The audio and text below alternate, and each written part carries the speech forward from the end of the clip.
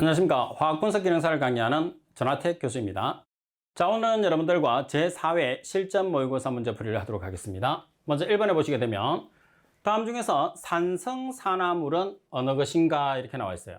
따라서 지금 문제 조건에 보시게 되면 산성산화물이라는 것은 가연성 고체를 이야기를 합니다. 따라서 문제 조건에서 가연성 고체를 나타내고 있는 게 뭐냐면 오황화린입니다. 그래서 오황화린 또는 오산화린이라고 우리가 표현을 하죠. 따라서 P2O5에 대한 문제가 되네요. 그죠? 그래서 이 문제 자체에서는 산성산화물이라는 것은 여러분들이 가연성 고체가 산성산화물이라는 것을 반드시 기억을 해 주시면 됩니다. 그리고 문제 2번에 보시게 되면 다음 중에서 아염소산의 화학식으로 알맞은 것을 찾으시오 그랬어요. 그래서 염소와 산소가 들어가는 산을 이름을 정확하게 기억을 해야 되는데 가번에 보시게 되면 HClO를 차염소산이라고 합니다. 나번에 HClO2를 아염소산, 다번에 HClO3를 염소산, 라번에 HClO4를 과염소산이라고 해요. 따라서 아염소산을 찾으시오 그랬으니까 산소가 2개짜리를 찾아주시면 되죠. 나번이 정답. 그리고 문제 3번을 보도록 하겠습니다. 문제 3번에 보면 다음 중에서 산염기의 반응이 아닌 것을 찾으시오 이렇게 문제가 나왔어요. 그러면 산염기의 반응이라는 것은 여러분들이 반응 자체 내에서 이제 반응에서 왼쪽에 화살표 왼쪽에 있는 게 반응물, 화살표 오른쪽에 있는 게 산화물, 우리가 생성물이 되는 거죠. 따라서 NH3와 HCl이 반응해서 NH4 플러스라는 암모늄 이온과 Cl-라는 염소를 발생시키는데 여기서 암모니아는 풀이를 보겠습니다. 암모니아는 염기를 나타내고 HCl은 산을 나타내게 되죠. 반면에 두 번째는 C2H5OH 에틸알코올입니다. 그리고 나트륨과 결합해서 C2H5ONa와 H2를 발생시키는데 알코올은 액성을 가지지 않습니다. 알코올은 중성이에요. 그래서 에틸알코올이 중성이고 나트륨이 중성을 나타냅니다. 자, 그리고 H 플러스는 산을 나타내는 이온이죠. OH-는 염기성을 나타내는 이온입니다. 따라서 H 플러스는 산, OH-는 염기.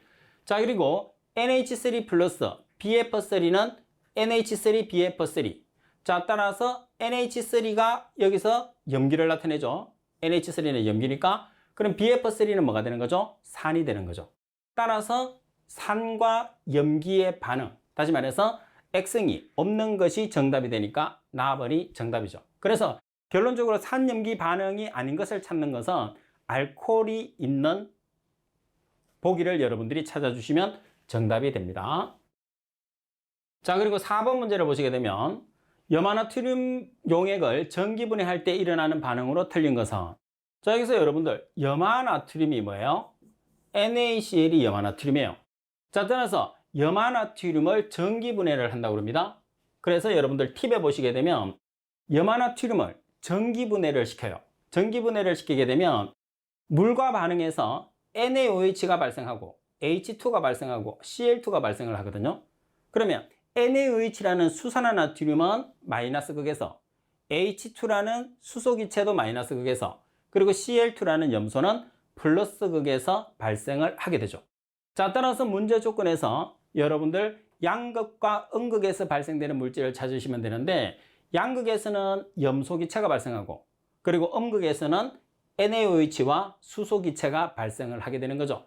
자, 따라서 바르게 된 것은 음극에서 수소기체가 발생을 한다 이렇게 나와야 되니까 정답은 나번이 정답이 되는 거죠. 자, 그리고 산소는 여기서 발생되는 거하고 관계없어요. 자, 그리고 양극은 산화 반응을 하게 되고 그리고 음극은 환음 반응을 하게 되는 거죠.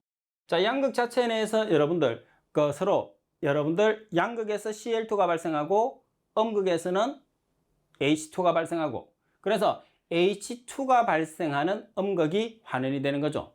그러면 Cl2가 발생되는 양극에서는 산화 반응이 일어나게 됩니다. 그래서 정답은 4번이 되는 거예요. 그리고 5번에 보시면 수원기압계에서 수원 기둥의 높이가 380mm였다. 수원 기둥의 높이가 380이니까 단위로 나타내 보면 380mm 수원이니까 HG가 되는 거죠.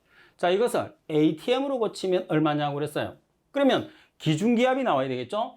ATM과 미리 HG가 되는 기준기압을 여러분들이 살펴보면 기준기압이 표준기압이에요. 1ATM은 미리 HG로 나타냈을 때 얼마죠? 760mm HG예요. 그럼 기준을 잡을 때 1ATM일 때 760mm HG는 주어지는 XATM일 때 380mm HG 이렇게 하시면 되죠. 그래서 안쪽 길이 곱하고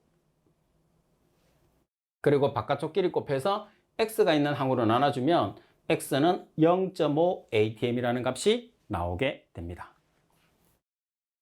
자, 그리고 6번 문제를 보겠습니다. 일정한 온도에서 1ATM의 이산화탄소 1리터와 2ATM의 질소 2리터를 밀폐된 용기에 넣었더니 전체 압력이 2ATM이 되었다. 이 용기의 부피를 계산하시오 그랬어요. 자, 여러분들 용기에 보시게 되면 자,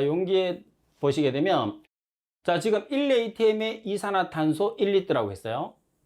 그리고 1리터 그리고 2ATM의 질소 2리터가 포함되어 있어요. 그러면 이산화탄소 CO2라는 1ATM의 압력과 1리터가 있고 그리고 N2라는 질소의 2ATM과 2리터가 있어요.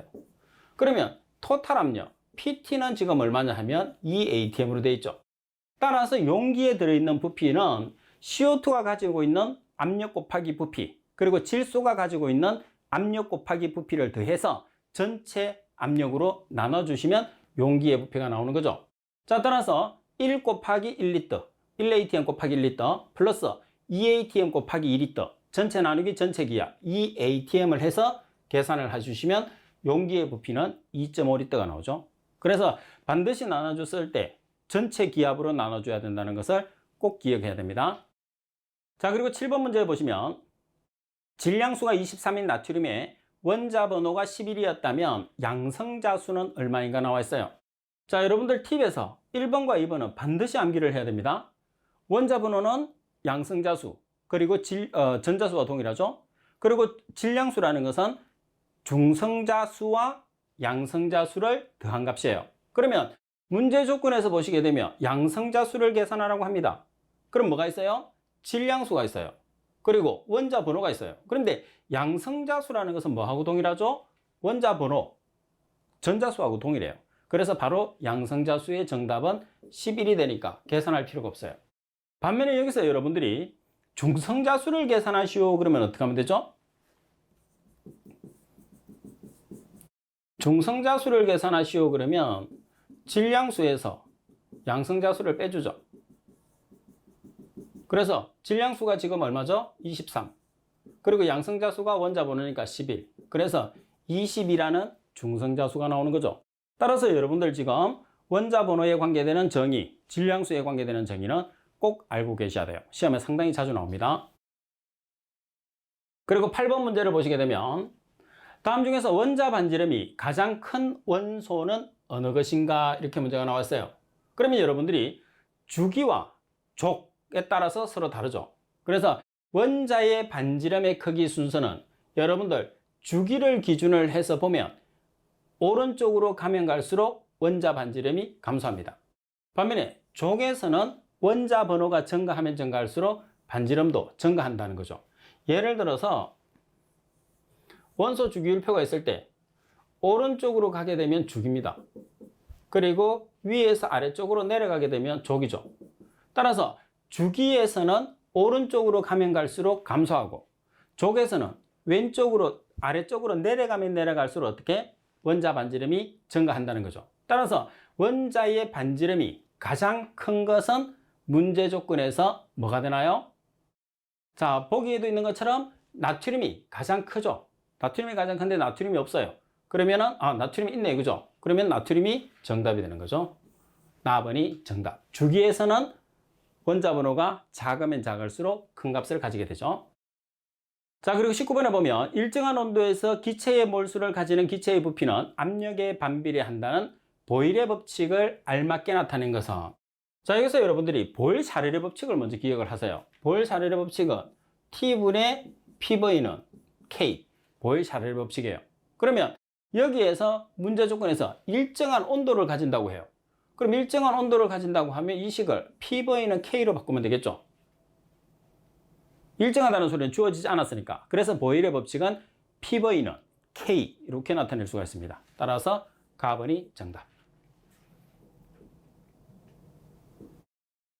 그리고 10번 문제를 보겠습니다. 10번에 보시면 다음 반응 중에서 이산화황에 산화제로 작용하는 것은, 이산화황이 SO2를 우리가 이산화황이라고 그래요. 그죠? 그래서 이산화황이 산화제로 작용하는 것은, 그러면 다른 물질이 환원이 돼야 됩니다. 따라서 이산화황이 H2S와 반응해서 S에서 여기 보세요. 3S라는 물질이 나오는 거죠.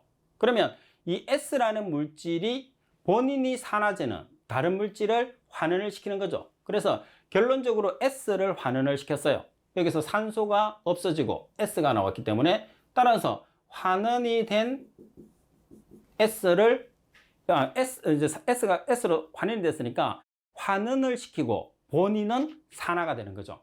그래서 산화제로 작용하는 것은 본인은 환원이 되고, 그리고 다른 물질을 산화시키는 것을 우리가 산화제라고 이야기를 합니다. 따라서 라번이 정답이 되는 거죠. 그래서 다시 말씀드리면 본인은 환원이 됩니다. 다른 물질은 산화를 시키고, 보시다시피 SO2라는 물질이 화살표 오른쪽에 가면 산소가 없어졌죠. 그럼 본인이 환원이 됐어요. 그럼 다른 물질이 산화가 되는 거예요. 라번이 정답. 그래서 산화제. 그리고 11번에 보시게 되면 공기는 많은 종류의 기체로 이루어져 있다. 다음 중에서 공기에서 가장 많이 포함되어 있는 기체는, 공기 중에서 가장 많은 양을 차지하고 있는 게 질소, 그리고 산소, 그리고 아르곤, 그리고 아르곤, 이산화탄소 등등 여러 가지가 있어요. 그래서 문제 조건에서 질소가 정답이 됩니다. 그리고 10번 같은 경우에서는 풀이의 정의가 잘 나와 있어요. 그래서 여러분들이 정의를 한 번 더 보시면 됩니다. 말씀드린 것처럼 산화제는 다른 물질은 산화를 시켜요. 그럼 본인은 환원이 되거든요. 그래서 SO2에 대한, 이산화황에 대한 것을 물었으니까 SO2에서 보세요. 본인은 S로 환원이 되어버렸죠. 그러면 SO2는 산화제로 작용한다는 그런 뜻이고, 그리고 11번 같은 경우에서는 공기의 구성 성분은 적어도 풀이에 있는 것 정도는 알아줘야 됩니다. 질소, 산소, 아르곤, 이산화탄소, 네온, 헬륨, 메탄 순서대로 반드시 기억을 하시고, 가장 많은 양을 차지하고 있는 것은 질소가 정답이 됩니다. 그리고 12번에 보시게 되면 다음 중에서 산성의 세기가 가장 큰 물질을 찾으시오 그랬어요. 자, 산성의 세기가 가장 큰 물질은, 여러분들 가장 큰 물질은 뭐가 되는 거죠? HI, 그리고 HBr, 그리고 HCl, HF가 되는 거죠. 지금 F와 CL과 Br과 I는 같은 족에 있는 물질이에요. 그래서 같은 족에 있는 물질은 분자량이 크면 클수록 세기가 크게 됩니다. 그래서 가장 큰 물질은 분자량이 가장 큰 I, 그리고 가장 작은 물질은 분자량이 가장 작은 불소가 되는 거죠. 따라서 라번이 정답. 그리고 13번, 다음 중에서 탄소와 탄소 사이에 파이 결합이 없는 물질은, 자, 파이 결합을 우리가 하는 것은 보통 탄소와 탄소의 단일 결합은 시그마 결합입니다. 그리고 2중이나 3중 결합을 했을 때 파이 결합이 생기거든요. 근데 문제 조건에서 이소부탄 같은 경우에서는 단일 결합이죠. 알칸 종류는 단일 결합이에요. 단일 결합은 포화탄화순소라고 그러죠. 따라서 단일 결합을 하는 포화탄화수소, 다시 말해서 알칸 계열은 파이 결합을 하지 않습니다. 따라서 시그마 결합을 하니까 알칸 계열 이소부탄, 라번이 정답이 됩니다. 그리고 14번 문제를 보시게 되면 황산 49g을 물에 녹여서 용액 1리터로 만들었다. 이 수용액의 몰 농도는 얼마인가? 황산의 분자량은 98이라고 되어 있어요. 황산이라고 하면 H2SO4죠. 자, 49g이 뭐죠? 질량이에요. 자, 그리고 용액 1리터 부피죠. 그럼 여러분들 질량과 부피가 나와 있을 때 몰 농도 구하는 식입니다. 그리고 몰 농도라는 것은 몰 퍼 리터의 단위를 가지겠죠? 그럼 1몰이 뭐예요? 1몰은 분자량. 분자량은 98로 주어졌으니까 98이 1g이에요. 1몰이에요.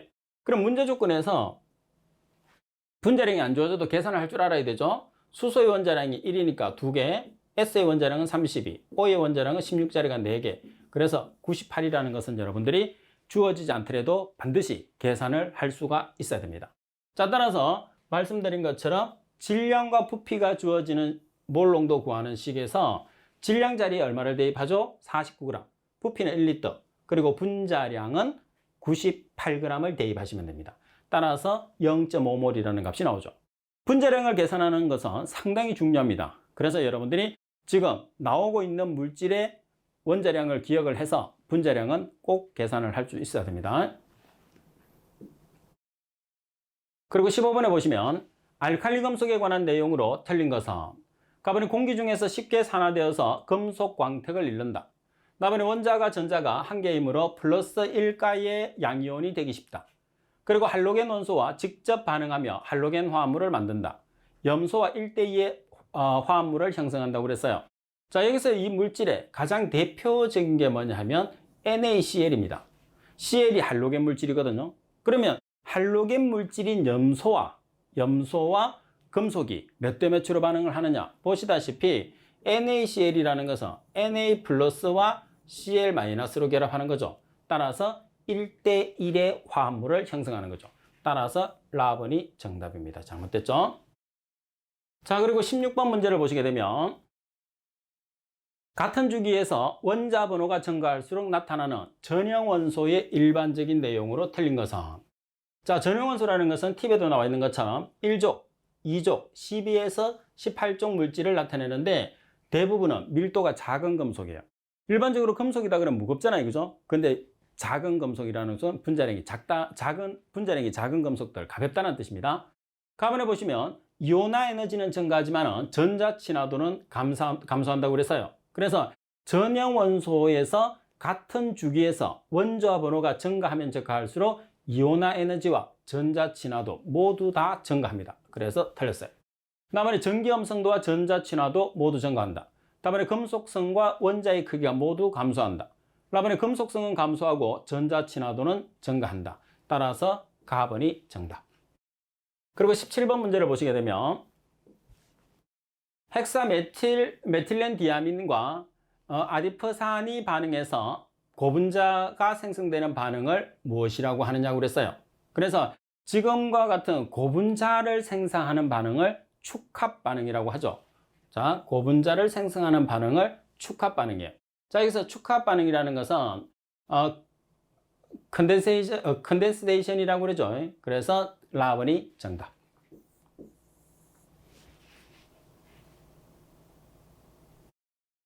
자, 그리고 17번 같은 경우도 여러분들이 문제하고 답을 매치를 시켜 놓으시면 돼요. 그래서 고분자를 생성하는 반응은 축합 반응. 따라서 보기에서 축합 반응은 컨덴세이션이라고 여러분들이 찾아주셔야 되고, 그리고 18번 다음 중에서 헨리의 법칙에 잘 적용되지 않는 물질은 우리가 헨리 법칙은 얼마만큼 용해성이 있느냐 없느냐를 가지고 표현을 하는데 먼저 헨리 법칙의 적용 물질과 비적용 물질 두 가지로 나눌 수가 있어요. 헨리 법칙에 적용되는 물질은 잘 녹지 않는 물질입니다. 그리고 비적용 물질은 잘 녹는 물질이에요. 따라서 여러분들이 꼭 기억을 해야 되는 것은 헨리 법칙에 적용되는 물질은 난용성 물질, 헨리 법칙에 적용되지 않는 물질은 수용성 물질이라고 생각하시면 돼요. 따라서 적용이 잘 되지 않는 물질이라고 그랬으니까 어떤 물질을 찾는 거죠? 용해성. 다시 말해서 수용성 기체가 정답이 되는 거죠. 그러면 수용성 기체가 지금 수용성 기체나 수용성 물질이 뭐가 있어요? 여기서는 뭐 기체만 나타내는 게 아니니까 수용성 물질로 고치겠습니다. 용해성이나 수용성 물질이 뭐가 있어요? NaCl. NaCl은 물에 상당히 잘 녹죠. 라번이 정답. 반면에 O2라는 산소나 H2라는 수소나 그리고 이산화탄소라는 CO2는 물에 거의 녹지 않습니다. 그래서 헨리 법칙의 적용을 받게 되죠. 그리고 19번 문제를 보시게 되면 다음 중에서 포화탄화수소 화합물은 어느 것인가 이렇게 문제가 나왔어요. 그러면 포화탄화수소라는 것은 알칸 계열입니다. 다시 말해서 메탄, 에탄, 프로판, 부탄 이렇게 무슨 핵산 이런 식으로 이루어져요. 그래서 답번이 정답입니다.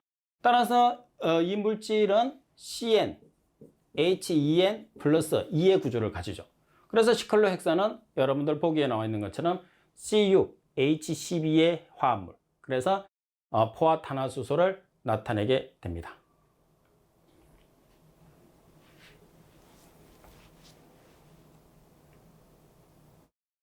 보통 이제 알칸 계열, 헥산은 알칸 계열과는 조금 다르지만은 여러분들 포화탄화수소가 형성이 돼요. 포화탄화수소라는 것은 탄소와 탄소 결합이 단일 결합을 우리가 포화탄화수소라고 합니다. 그 다음에 이중이나 삼중 결합을 불포화탄화수소라고 그래요. 그래서 주로 알칸 계열이 단일 결합을 가지거든요. 탄소와 탄소를. 그래서 단일 결합을 가지기 때문에 전부 다 포화탄화수소고, 그리고 시클로헥산이라는 물질도 단일 결합을 하게 돼요. 그래서 정답이 된다는 거죠. 포화탄화수소. 헷갈리시면 안 됩니다. 알칸 계열은 메탄, 에탄, 프로판, 부탄 이런 물질들은 전부 다 단일 결합, 포화탄화수소고, 그리고 시클로헥산도 단일 결합을 하기 때문에 포화탄화수소다 이런 말이에요. 그리고 20번 질산 HNO3의 분자량은 얼마인가? 자, 이 문제는 상당히 간단하죠. HNO3에서 H의 원자량이 1, N의 원자량이 14, O의 원자량이 16짜리가 3개. 그래서 계산하면 63g이 원자량이 되는 거죠. 분자량. 따라서 가번이 정답. 그리고 21번 할로겐 원소의 성질 중에서 원자 번호가 증가할수록 작아지는 것은, 할로겐 원사라는 것은 뭐예요? 일반적으로 할로겐 원소라는 것은 요오드, 브롬, 염소, 불소를 할로겐 물질이라고 그러죠. 따라서 이 물질과 결합되는 것을 할로겐 화합물이라고 그래요. 그러면 이 할로겐 원소의 성질 중에서 원자 번호가 증가할수록 작아지는 것은 뭐가 되는 거죠? 자, 할로겐 원소니까 족입니다. 족에서 원자 번호가 증가할수록, 다시 말해서 아래쪽으로 내려가면 내려갈수록 작아지는 것은 이온화 에너지가 되는 거죠. 답은이 정답입니다. 그래서 족입니다. 이런 물질들은. 자, 그리고 22번 문제에 보면 산이나 알칼리에 반응해서 수소를 발생시키는 물질은 어떤 물질이냐 이렇게 나와 있어요. 그러면 여러분부터 산이나 알칼리와 반응해서 수소를 발생시키는 물질의 가장 대표적인 게 금속성이죠. 그래서 그 금속성 물질의 가장 대표적인 문제 조건에서는 알루미늄이 됩니다. 답은이 정답. 그래서 산이나 알칼리에서 반응하는 양쪽성 물질이죠. 산에도 반응하고 알칼리도 반응하고. 그래서 이 문제의 핵심은 수소를 발생시키는 것도 핵심이 되겠지만 양쪽성 물질이라는 소리입니다.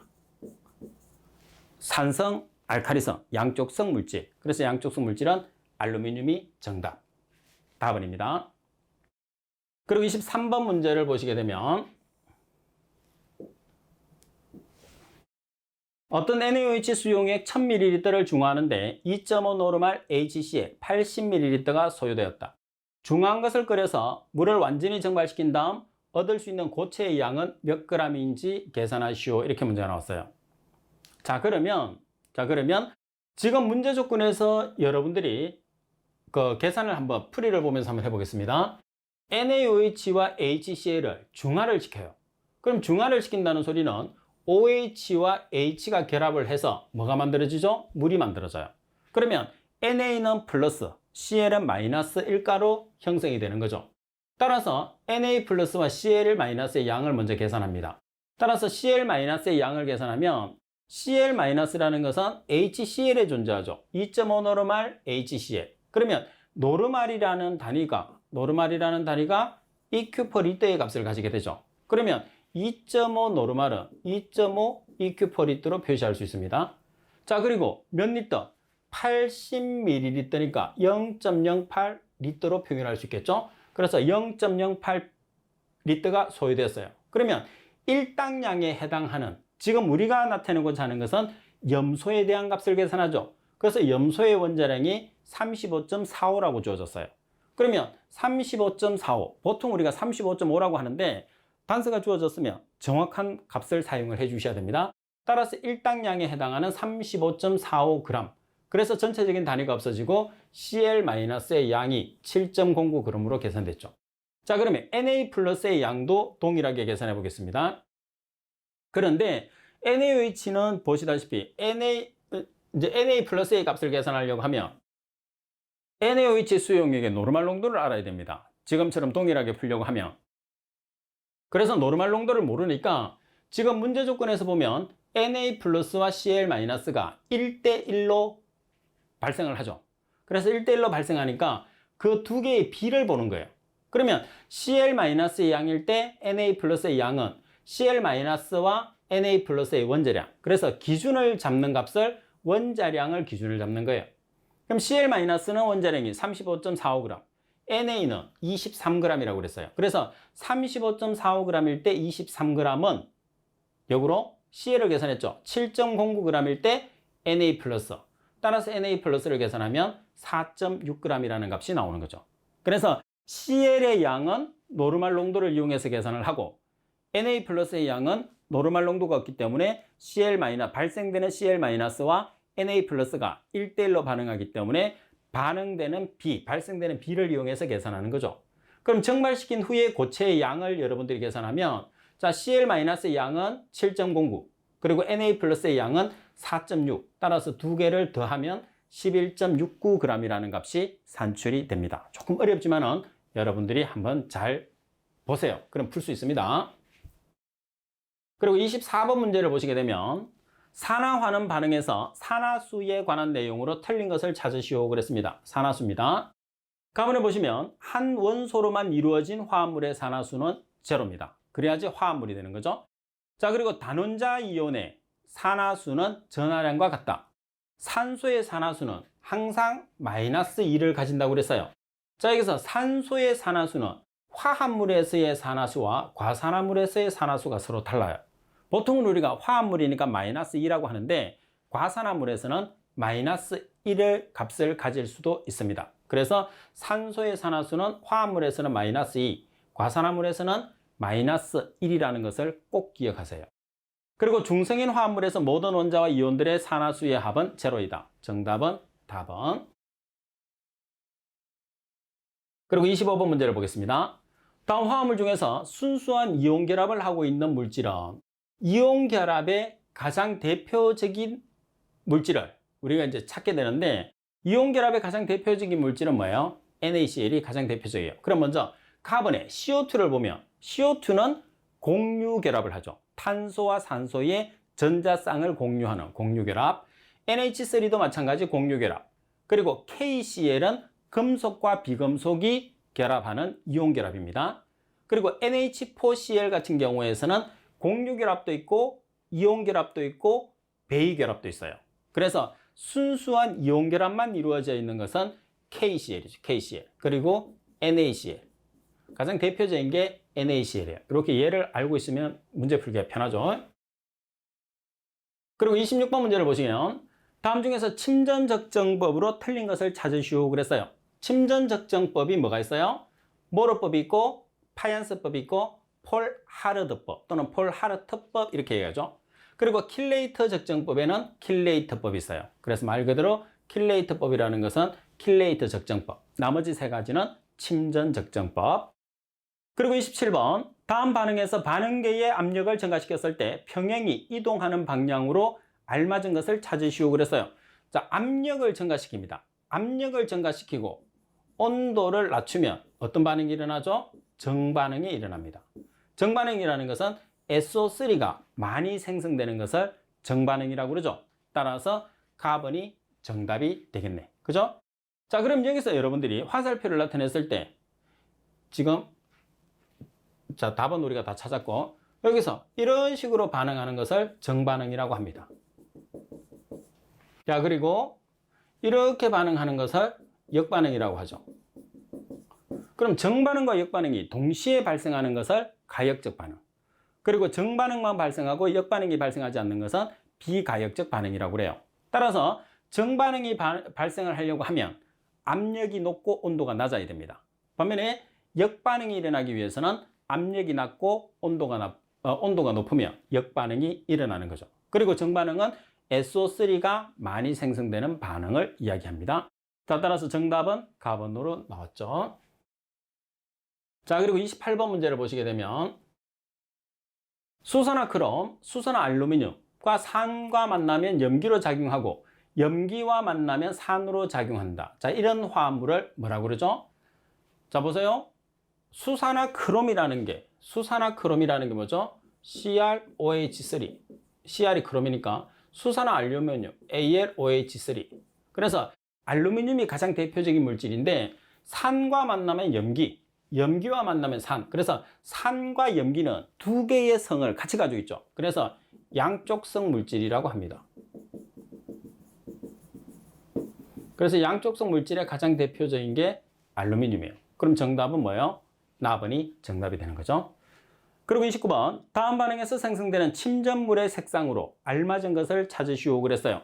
그럼 침전물이 어떤 침전물이죠? 생성물이 침전물이니까 PbSO4가 침전물이에요. Pb는 납, SO4는 황산이요. 이름은 황산납. 따라서 황산납 화합물의 침전물의 색깔은 무슨 색깔? 흰색. 따라서 정답은 가번이 정답이 된다는 거죠.